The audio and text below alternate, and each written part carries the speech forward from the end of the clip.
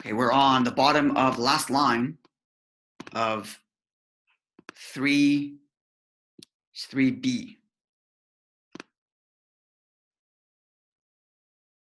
So the last text that we just read yesterday described, even though we've described earlier that there are 3 events in the process of the Sotah. There's the warning, then there's the moment of the seclusion. That's what makes the law of the Sotah. And then there is the moment of their intimacy, and that would undo the law of the Sotah, because the Sotah is only when we don't know what happened behind those closed doors. So there's 3 stages, but the previous text only talked about the last 2, the moment of seclusion and the moment of intimacy. And the last text tried to do some comparative analysis as to whether they can be learned from each other.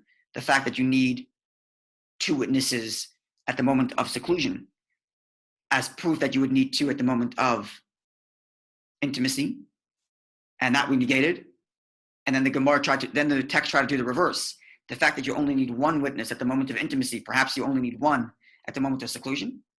And the Gemoro concluded that because of the specificity of the verses, then at the moment of seclusion, you require 2 witnesses, whereas the moment of intimacy to undo the Sotah only requires 1. And the language used there is witness of the first event and witness of the second event. First event being seclusion and the second being intimacy, because this text didn't talk about the warning part. And that's what the Gemara is about to address more explicitly. So Tanur Rabbanan, our sages taught, we're here, second last line on 3b. Ezehi Eidus Rishona. What is the first set of testimony described in the previous text? Zu Eidus Stira. This is referring to the moment of the testimony of seclusion. The moment of seclusion, which, as we explained yesterday, requires 2 witnesses.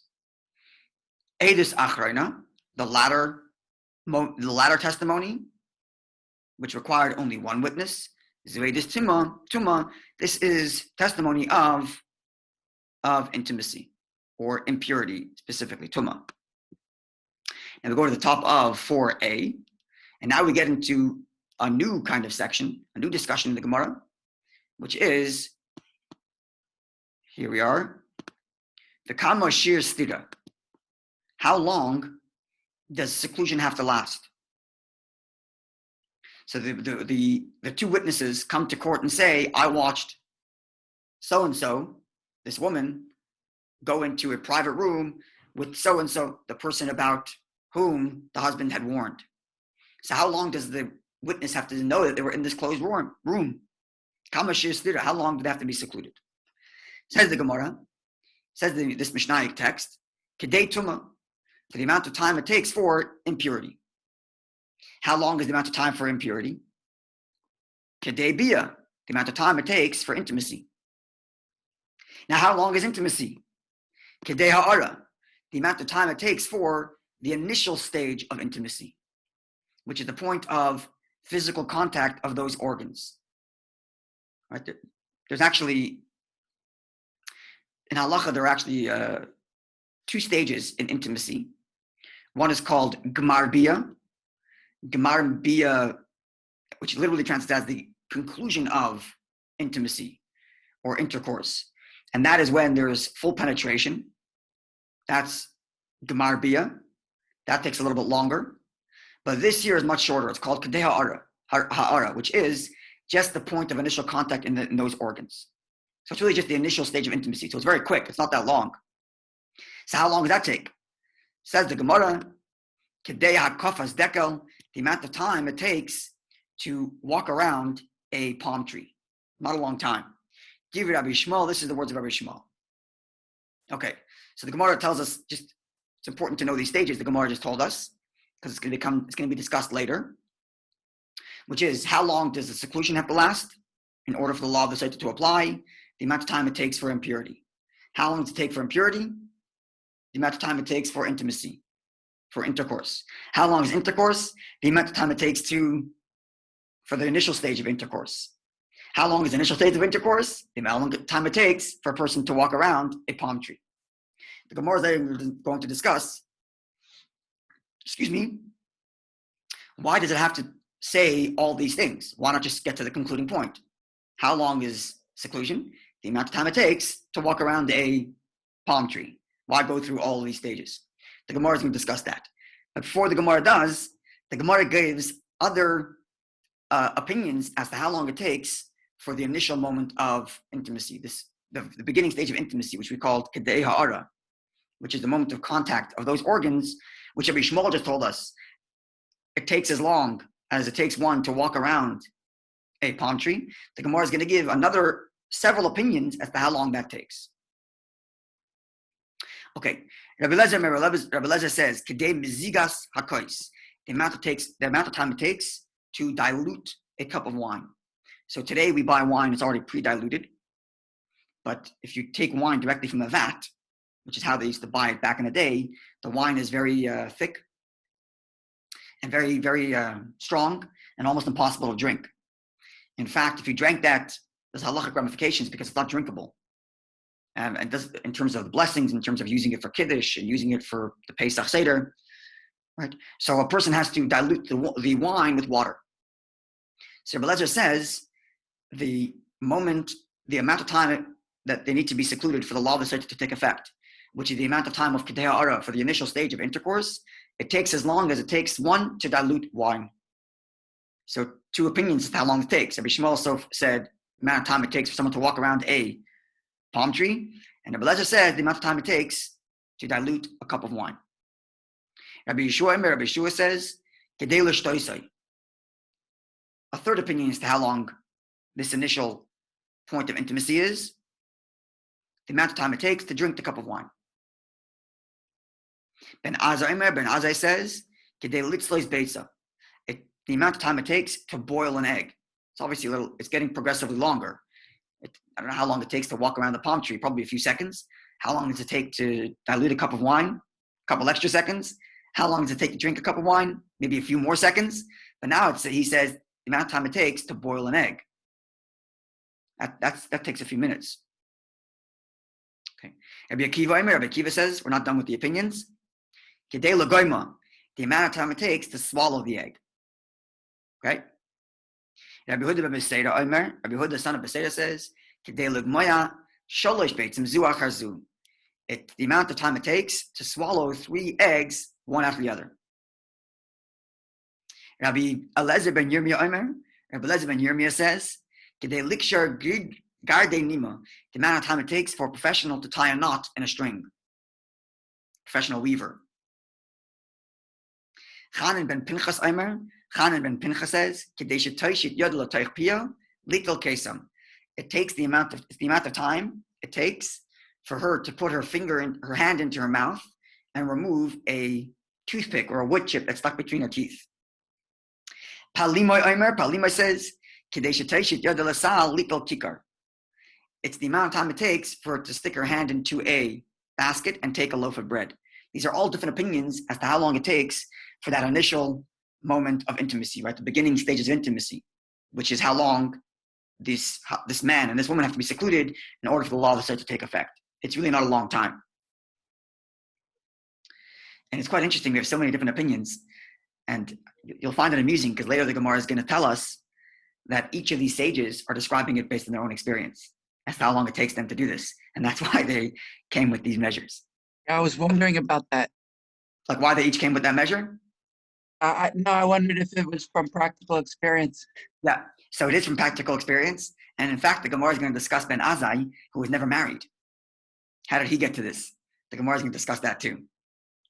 One of the opinions here is Ben Azai, and he was never married. The Gemara is going to discuss that later. But yeah, it's all from personal experience. Okay, so there's all these different opinions. Now the Gemara makes the final comment, or makes a comment on the final opinion, which said the amount of time it takes for a woman to put her hand into a basket and take out a loaf of bread. Says the Mishnaic text, even though there is no proof to this final opinion, but there is a allusion in the verse to this idea, in that there's a relationship between promiscuity and bread.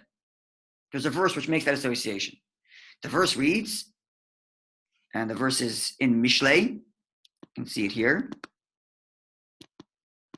The Mishlei, it's Proverbs 6:26, where there it says, Ki ba'ad ish azayna, for as the result of a promiscuous woman, ad kikar lechem, man goes to a loaf of bread. So I think the verse on its literal sense just means that a person's going, I think that's what it means. A person will lose all of his money, including his bread, if he's, trapped in this place where he's running after this woman. Like he'll give everything up, even his loaf of bread. I think that's what the verse means, I'm not mistaken. But either way, in the context here, the Gemara is making the association between promiscuous woman and bread, and therefore it's not a proof to this last opinion of Palimai, but it's a kind of hint to Palimai's opinion that there's a relationship between promiscuity and bread, and therefore his view was, how long is that moment of initial intimacy? It takes the amount of time for her to stick her hand into a basket and take out a loaf of bread. Okay, so end of Mishnah text. Now the Gemara asks the question I mentioned earlier that the Gemara is going to address. V'chol hani lamali. Why do I need to describe all these stages? Not all the opinions we need because they're different opinions as to how long it takes, but all the stages. Right? The Gemara asks, let's go to the top of here so you can see. The Gemara asks, Kama shir stira? How long does it take for, how long do they have to be secluded? And the Gemara went through a few stages. Number one, kedei tuma. They have to be secluded for the amount of time it takes for defilement. Number one, which that is kedei bia, the amount of time of intimacy. Stage two, which that is kedei ha'ara, the amount of time it takes for initial intimacy. Three, kedei ha'kafas dekel, and that is the amount of time it takes to walk around the palm tree. Just get straight to the point. Just say how long it has to be secluded, the amount of time it takes to walk around the palm tree. Okay.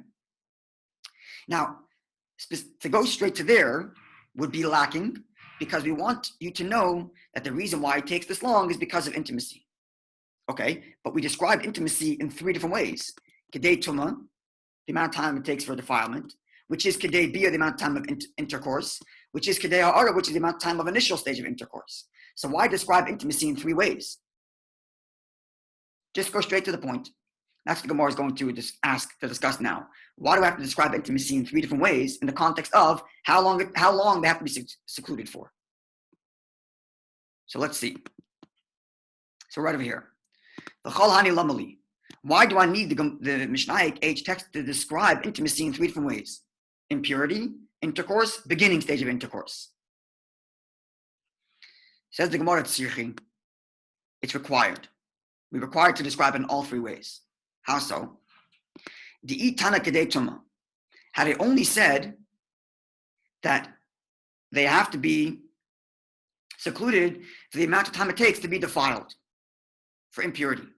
So haba mina, I would have thought kedei tuma ve'artzusa, that if they have to be secluded for the amount of time it takes for defilement, then you have to give the guy time to seduce her. Artzusa means to seduce her, to make her willing. Right? So there is the physical act of defiling her, which takes however long it takes, but then there's time it required for him to convince her to go along with it.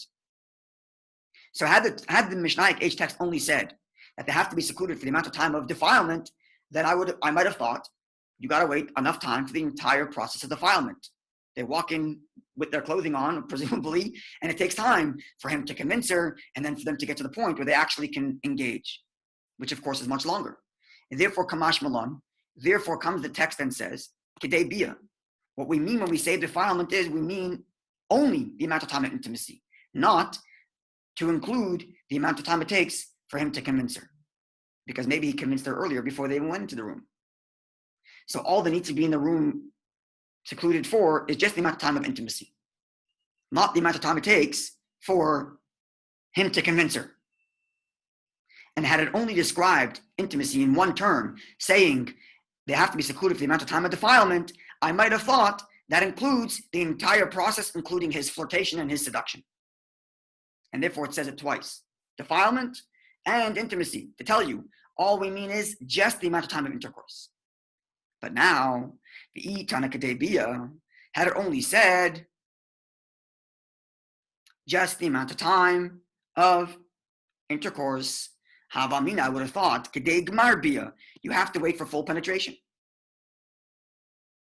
So, which is a little bit longer. Kamash Balon, comes the verse and says, comes the Mishnah and says, no, Kedei Ha'ara. It only has to be the amount of time it takes for the initial stage in intimacy. Okay, so each of these statements, basically you have three statements, and each one narrows it down more. Had it said only the amount of time for defilement, I would have thought you got to include the time for seduction. Okay, so it comes along and says intercourse. Had it said only intercourse, I would have said, well, I have to wait for the completion of intercourse or full penetration. Says it, no, Kedei Ha'ara, only amount of time for initial contact. Now, the Gemara asks, well, why not say the Iyashmin on Kedei Ha'ara? What would have happened had it only said the third stage? Let's say it just said Kedei Ha'ara, the amount of time it takes for initial contact. That covers everything, right? If I would say how long that we secluded for the amount of time it takes for the beginning stage of intercourse, everything is done. Just the initial time of intercourse, without saying the preceding two statements, which is the amount of time of defilement and the amount of time of intimacy or of intercourse. Says the Gemara, no. Had it only said that third item, the amount of time it takes for initial stage of intimacy, Havamina, I would have thought, Kedei Ha'ara V'Artzusa, that it requires the amount of time for the initial stage of intercourse, but it also require the time for his seduction. In other words, like this: had I described the intimacy in one manner, no matter how I described it, whether I described it as defilement, whether I described it as intercourse, whether I described it as the beginning stage of intercourse, I would have assumed, if it only described it in one way, I would have assumed that it includes the amount of time it takes for seduction. So Kamash Malon, therefore the Mishnah text comes along and says, Kedei Tumah. The amount of time it takes for defilement. And by adding more descriptions, it leads the reader to conclude that we're limiting the scope. Let me reiterate that. Right? Let's go back to the top so we can see it more clearly. Right? We described intimacy in three ways. Kedei Tumah, defilement. Kedei Bia, intercourse. Kedei Ha'ara, initial stage of intercourse. Okay? Had it only said one of these three, I would have assumed it includes the entire process required for that. If it said defilement, I would assume it means seduction and full intercourse. Had it said intercourse alone, I also would have said full seduction and intercourse. Had it said initial stage of intercourse, I would have said, okay, not full intercourse, but you still require the amount of time it takes for seduction. But by adding details and saying, we mean defilement, which is intercourse, which is the beginning stage of intercourse. Now there's no room for interpretation or for misunderstanding. It makes it very clear, we only want this moment, the moment of initial contact, and that constitutes intercourse, and that constitutes defilement, and nothing else. So by adding and describing it in three different manners, the Mishnah text is forcing us to understand that we mean only that moment and no other elements. Had we left it only with one description, it would have been left to interpret. Okay, how much do you need to get this done? I don't know, you need 20 minutes to seduce her? Okay, so the 20 minutes have to be secluded. But by adding it and repeating it and saying, no, just defilement, which is intercourse, which is the first moment of intercourse, we are forced and compelled to read it to mean only the amount of time required for that specific event. And we can assume that all other seduction happened earlier before they were secluded. Levi, Yeah. today we have cameras. What did they do in those days? They had somebody walk into the room or peeping Tom or something? No. So we know the seclusion because of witnesses see them walk into a room, which only has one door, and they see the door closed for X amount of time. It's the same thing we do at a wedding, by the way. After a chuppah, there's the yichud room, right? Chassan and Kala, the bride and groom, go to a private room, and there are witnesses there who stand outside the door of this room that only has one entrance and exit, and they stand there for this amount of time, and they testify that this is a husband and wife because they've been secluded for X amount of time. But nobody sees what happens in the privacy of that room, right? Because if we have witnesses of what's going on inside, then the law of the Sotah is canceled because we know what happened inside. The law of the Sotah is only when we know they were in there because they're in a closed room with the door closed without any other exits for X amount of time, but we don't know what happened inside. But they have to be in there for long enough to have been defiled. But we don't know if they actually did. And that's what the Gemara is talking about here. How long does this defilement take? And we're establishing that it's only the amount of time it takes for initial contact of those organs, even if there's not enough time to conclude the whole process, and even if there's not enough time for him to seduce her. They have to be locked in that room just the amount of time it takes for the initial contact of the limbs, which is very short, as you can see. It's a couple of minutes, maybe a minute. How long does it take already? To walk around the palm trees, the first opinion, or to eat an egg, I mean, it doesn't take very long. Okay. Sure. It's very strange. Sorry? It seems very strange, to think of it that way.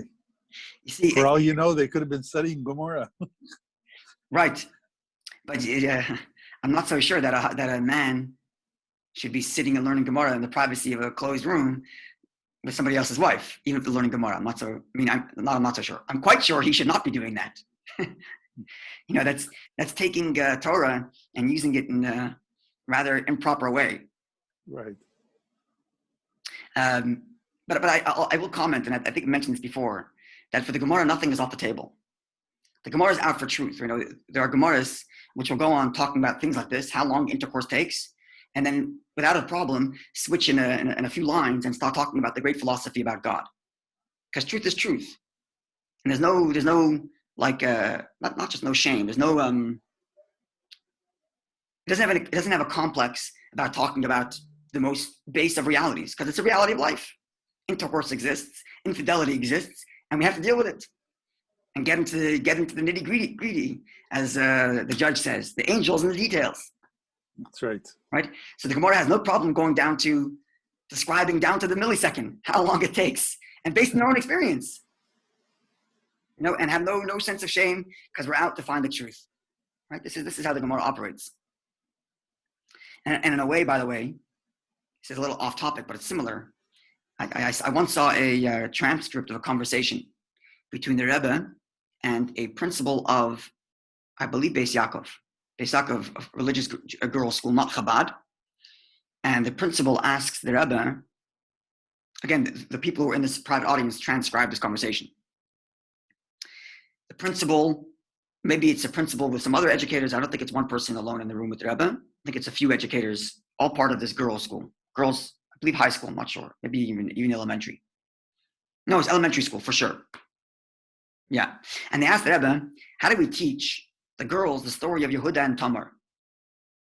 Yehuda and Tamar, of course, is the story of Yehuda, one of the 12 tribes, one of the 12 sons of Yaakov, who ends up being intimate with his deceased son's wife, his daughter-in-law, after his son died.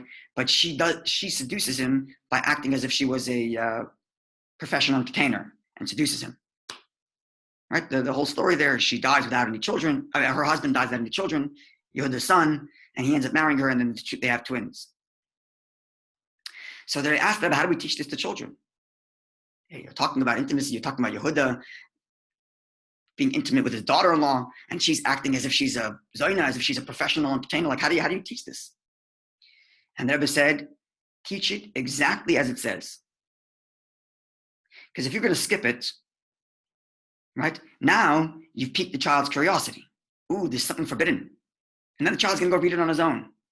And then the child's going to get a misconstrued idea of what this is all about. And now what you've done is you've turned intimacy into this taboo thing that you don't talk to anybody about it. You don't talk to your teachers about it. It's something bad and evil, and push it into the corner. But by just reading it like every other part of Torah, the child sees, okay, it's another part of life, another part of Torah, keep on going. And you've diffused the, like the what's the word? Not the shame, but like the allure of it. The allure of it is removed because you're just talking about it like it's a regular topic and everything else. Right? So there was talking about in terms of education that you shouldn't give the child the sense that, this is scary, go find out about it from somewhere else. And then once a child tries to find out on their own, if they don't find out about it, from their teachers and parents in the proper manner, they'll end up finding out about it from terrible sources, which give them misconstrued ideas of what it is. But by just learning it as part of regular Torah, it's part of life and part of Torah. And Torah has a way of doing it, and there's just a godly way of doing it, and so on. So they was talking about educators and children, but the same thing is true of adults or the Gemoro. We're learning Gemoro, and it's here. It's part of life. It's part of the law. So we learn it without any qualms. Anyway, okay, over here, and tomorrow, tomorrow, God willing, we're going to get to another Mishnaic text, which has a similar list of how long this moment is, and the Gemara is going to compare today's list with that list and see if there's any contradictions between the two lists. Rabbi, what time tomorrow? Because your father doesn't know exactly what time he'll have his class.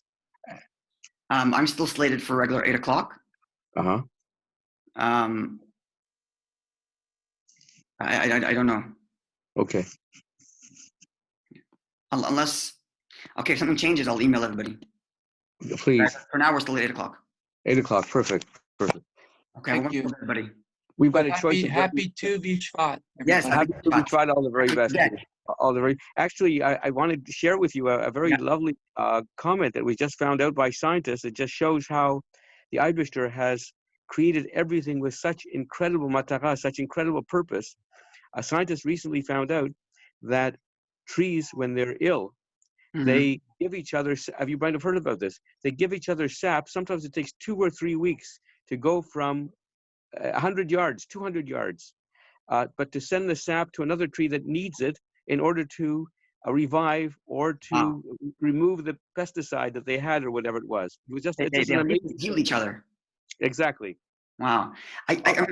You just reminded me of maybe somebody else here knows what I'm talking about. Some study done about plants listening to music. Yes. Right? They had controlled environments where they made different plants grow in the same environment, but one had music and one didn't, and the ones that did grew better. And classical music made them grow the best. Right, that's right. So they did it with different types of music, and classical music worked the best. Isn't that incredible? It's absolutely amazing. And it's the only holiday that is future looking, actually, because the fact all our other holidays, like for example, there's no other holiday that looks for the future with regard to that we can start giving the tree age with regard to the tithes that will be given to the temple and so on. And just amazing. And the whole idea of what God has given us as bounty on this earth. Yeah. Just absolutely beautiful. With God's help, we should always be able to admire God's works. And there's such a beautiful passage I find in Pirkei Avot. Why was it that one is not allowed to look at nature or trees when one is studying, for example? Because God forbid, it's like somebody coming into a museum and saying, what a beautiful painting, how incredible this painting is, without saying, that artist was very talented. Yeah. So we have to say, so even the artist here in this particular case, we could say how incredible that God gave the talent to the artist to be able to paint that painting. So everything in the universe, we should always say, first of all, recognize the creation and that the Eibishter is responsible for absolutely everything that we have, and not look at the tree in and of itself, because that would be pantheism, but the whole idea of, my God, how wonderful what you have done for the entire universe. Everything that you could provide us with, you have provided with Eibishter. Yeah. All the very best. You should go from friend to friend. And we should always, Levi, be able to look forward. A lot of rabbis and my mother always used to say, forwards. We should always go forward with God's help. Amen. And know that with the history that we have, and take the legacies with us where we go forward. Amen. God bless everybody. Happy to be Shvat. You too, Judge. God bless you. Thank you, Yeshikoach, Rabbi. And God bless you all. Have a great day, everyone. Good day, everybody. Thank you. You too, Judge. Bye.